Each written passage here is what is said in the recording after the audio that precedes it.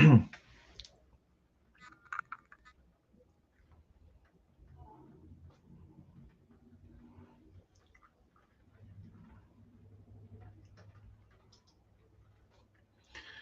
الحمد لله نحمده ونستعين به ونستغفره ونعوذ بالله من شرور أنفسنا ومن سيئات أعمالنا من يهده الله فهو المهتد ومن يضلل فلن تجد له وليا مرشدا وأشهد أن لا إله إلا الله وحده لا شريك له وأشهد أن محمدا عبده ورسوله. أما بعد, جزاكم الله خير. My dear respected brothers and sisters, I ask Allah subhanahu wa ta'ala to bless all of you and ask Allah subhanahu wa ta'ala to bless this gathering and make it for his sake. Inshallah, bidnillah ta'ala, today, brothers and sisters, we're going to be talking about the final episodes within Let's Migrate to Allah subhanahu wa ta'ala. And we're going to be talking about the final take home points that it's important for someone to consider if they're truly trying to migrate toward Allah subhanahu wa ta'ala. Brothers and sisters, as we have made the analogy before, when someone is migrating toward Allah subhanahu wa ta'ala, they are truly migrating toward Allah subhanahu wa ta'ala. And as they're traveling toward Allah subhanahu wa ta'ala. And one of the things that is important for us to consider, brothers and sisters, as a traveler, is that he has to have few things in mind that could make him survive this travel. The number one point is to know what is your weakest points, or where is your weakness. Brothers and sisters, all of us have weaknesses. And if someone, for instance, traveling, and for instance, he knows that his weakness, possibly he does not know the direction, then he brings extra mass with him. He knows, for instance, that he get thirsty very quickly, then he brings extra water for him. If he knows that he's scared of being alone, then he brings a companion with him. So the very first important point is what? Is for the individual has to know what's your weakness. And in this situation, you have to know where does the shaitan attack you? What are the common sins that you commit as an individual? Whether these are small sins or whether they are big sins, because if you know your weaknesses, they say this is half of the therapy. Half of the way, if you know where is your weakness, and you admit to them that you have a problem, you have an issue, so you at least now have, you have really traveled half of the distance. Why? Because how are you going to travel, or how are you going to know or improve toward Allah subhanahu wa ta'ala if you don't know your weaknesses and you don't admit to them? So, as they say, الجهل بالداء يعمي عن الدواء. That if you don't know what is your illness, you would not be able to take the right cure. It's so simple. If you do not know your illness, you would not be able to take the right cure. So the question here, brothers and sisters, that we need to ask ourselves is the following: how would I know where is my weakness? And there's 4 things that we need to think about here. Number 1, yourself. Allah subhanahu wa ta'ala said, كل نفس بما عملت رهينة, أو كل نفس بما كسبت رهينة. That بل الإنسان على نفسه بصيرة ولو ألقى معاذيره. That the individual knows himself. He knows who you are. You know who you are. You know what your strength, and you know also your weaknesses. So a lot of times you be able to know where are your weaknesses by just asking yourself and being honest with yourself. A lot of times we tend to try to patch things up for ourselves, or make up excuses for ourselves, and that's not the way. If you really wanted to become a successful individual, whether in this world or in the hereafter, you have to be honest with yourself and sit down with yourself and say, what is my weakness? Where I am? Where is my shortcomings? And based on that, you will build on that. Second, brothers and sisters, is that if you have a righteous friend, they say المؤمن مرآة أخيه. The believer is the mirror of his brother. So meaning he'd be able to tell him. He's going to be truthful with you, tell you this is what is your issues, this is where your problems, you know and they're the ones who are the very first person that will be able to tell you and detect things earlier on before things would go, you know and become even worse. They're the very first people who will tell you, hey, this is something wrong with you. You need to watch out. There's certain things that you are maybe over, you're not doing, or you're supposed to do better, and etc. you know but that's the very first important thing, brothers and sisters. Third is where from your enemy. I'm not saying that you should be asking your enemy here. I'm asking. It's a little twist, brothers and sisters.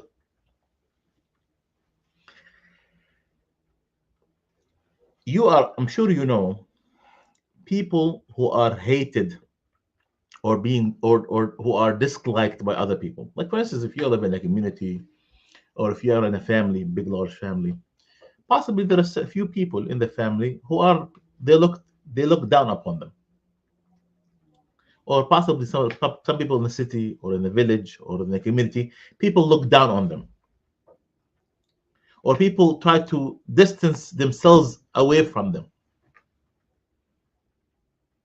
Learn from them. What took this individual to be distant away from the community or from the family or from the village? And based on that, you make sure you don't fall into the same footsteps that they have done. And you think about it. This individual, how he started, and where he ended up being now.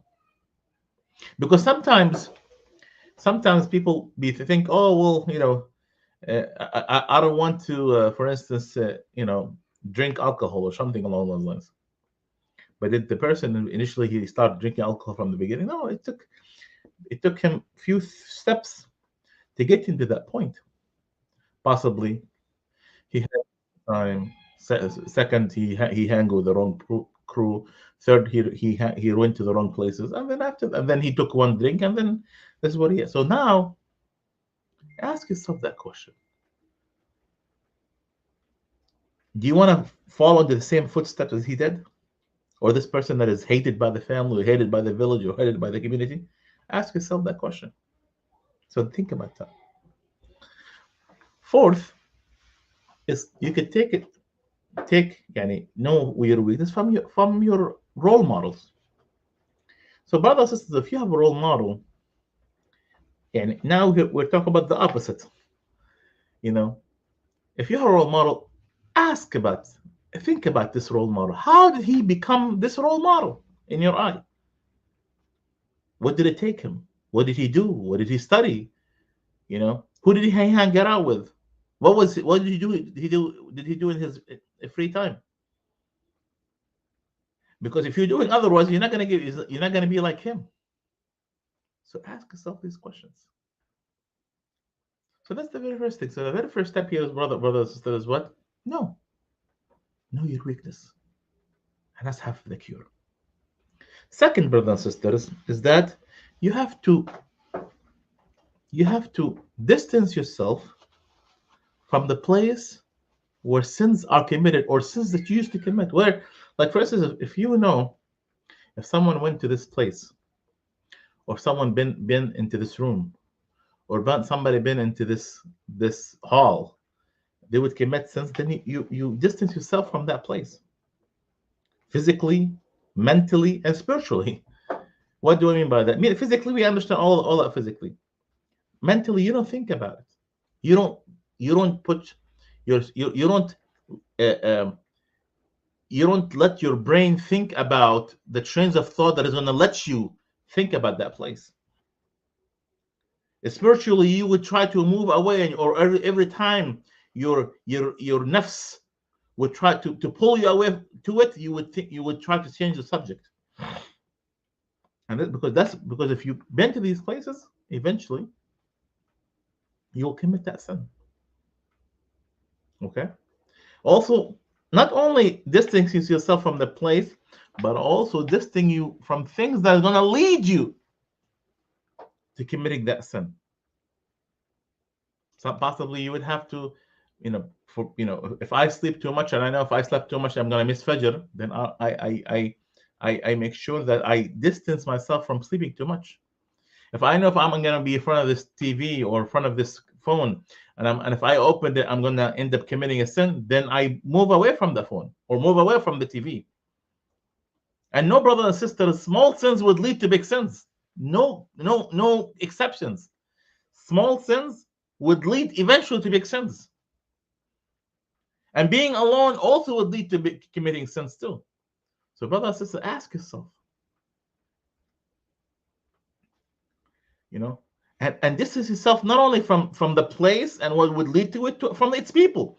Distance yourself from the people that are going to encourage you to commit this. And brother, this is maybe this can be the most difficult, because I know some of you may have friends, and maybe you like these individuals, and maybe you're buddy with them, but that's going to be a tough call, because if you tell yourself, well, I'm not going to, I'm going to still keep on doing what is right, and I still be with that friend. No, every time you see this friend, and every time you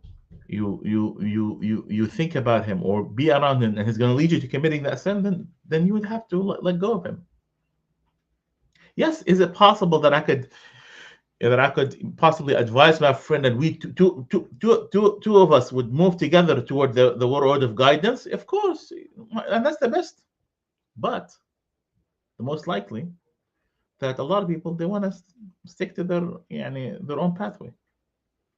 So you would have to let go of that friend. Whether it was every time I'm with this guy, or every time I'm with this girl, I end up, for instance, she encouraged me to wear more makeup, or she encouraged me to take off my hijab, or she encouraged me to make fun of people, maybe she encouraged me to make riba, or she and etc. So distance yourself away from these things, brothers and sisters. Okay. The third thing is seeking help. The third step is seeking help. Brothers and sisters, know for fact that none of us can do everything that we can do without the help of Allah subhanahu wa ta'ala. And that's why we say 17 times a day, إِيَّاكَ نَعْبُدُ وَإِيَّاكَ نَسْتَعِينُ. Oh Allah, we worship you. Oh Allah, we seek your help. So you would need to seek Allah subhanahu wa ta'ala help throughout the way. And ask Allah subhanahu wa ta'ala, Ya Rabbi, help me. Ya Rabbi, confirm me to the path. Ya Rabbi, guide me. Ya Rabbi, bless me with the good, righteous friends. Ya Rabbi, I ask you to show me the right pathway. And you beg, and then you be sincere about it. Ya Rabbi, please hold my hand. And one of the people, his name is Amr ibn Qais. Amr ibn Qais, he had an issue. What he said? He said he had so much desire to women that he was not able to control that desire. So he asked Allah subhanahu wa ta'ala the following dua. He said, Oh Allah, I ask you to take away this desire that it would not be matter in front of me whether it was a man or a woman. So Allah subhanahu wa ta'ala completely took away this desire away from him. To the point that people used to call him, he was the rahib, like he is the priest of at this time. But the point is, brothers and sisters, that he asked Allah subhanahu wa ta'ala's help. And Allah subhanahu wa ta'ala answered his dua because he was sincere. And many people have different issues. Some people, like for instance, but the problem here, like I said, what is number one is you have to realize it and admit it to yourself. If you have, for instance, a problem making fun of people, or you have a problem lying, or have a problem wasting your time, admit it to yourself. You say, Ya Rabbi, enable me to do what is right. Ya Rabbi, help me. Ya Rabbi, fill my time with good things. Ya Rabbi, show me the pathway. And wallahi, brothers and sisters, wallahi, no one asks Allah subhanahu wa ta'ala out of sincerity unless Allah subhanahu wa ta'ala would grant it to him. Wallahi. If you ask Allah subhanahu wa ta'ala sincerity, wallahi, he will give it to you. So brothers and sisters, ask, really, if you have a problem, throw your forehead in the ground. Humiliate yourself, humble yourself to Allah subhanahu wa ta'ala and cry. and say, Ya Rab, I need your help. Ya Rab, I want to get closer to you. Ya Rab, this is my problem. And Allah subhanahu wa ta'ala would shine his light into your heart and your chest and show you the way. And you see things that you possibly you never seen before. And that's why one of the Ibn Atta, what he said, من وجد ثمرة عمله عاجلا فهو دليل على وجود القبول آجلا. He said, whoever saw the fruits of his work soon, that means that Allah subhanahu wa ta'ala might have accepted his work. Like for instance, you ask Allah subhanahu wa ta'ala to give you something or to guide you, and you see people like you. That's a good sign. For instance, you ask Allah subhanahu wa ta'ala to ease your way into going to the masjid, and possibly all the lights will start turning green in your way. That's a good sign too. So brothers and sisters, so Allah subhanahu wa ta'ala will send you signs to show you, to tell you in an indirect way that He's holding your hand and He's with you. This is a fact. Fourth issue is being with the Jama'ah. What I mean here, brothers, being with a good friend, a friend that fears Allah subhanahu wa ta'ala, a friend that encourages you to do what is right, that advises you, that possibly you would compete with him in the righteous act, that if you are down, he will help you up, and if he is down, you will help him up, that he will make dua for you, and you would make dua for him, that he will show you your faults. That's the brotherhood that we're looking for. Not a friend that is going to play soccer with you or play games with you, and then as soon as you fall, he would laugh at you. That's not a friend. That's not a friend.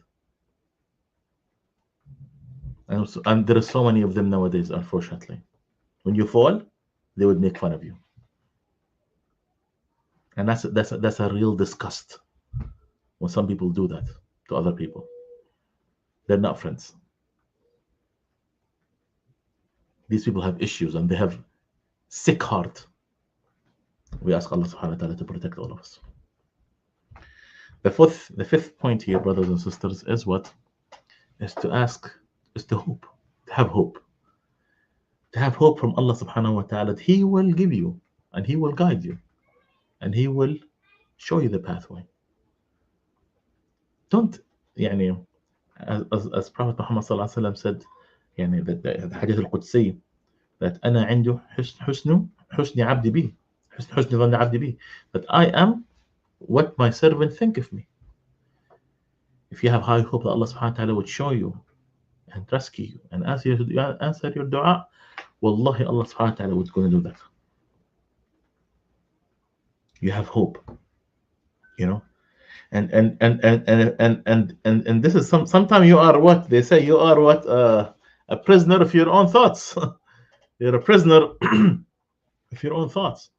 If you have ill thoughts that something bad might happen to you, it's going to happen to you.